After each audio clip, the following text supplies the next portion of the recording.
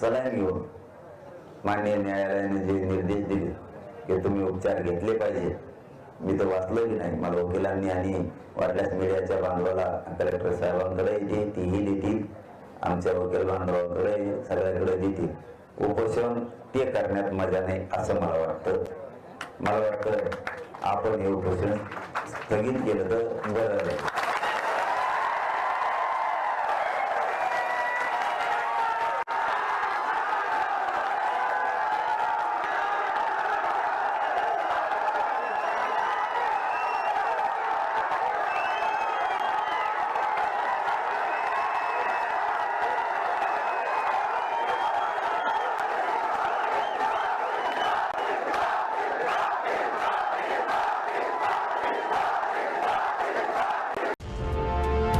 मराठी माणसाचं आणि महाराष्ट्राच्या हक्काचं न्यूज चॅनल मराठी न्यूज 9.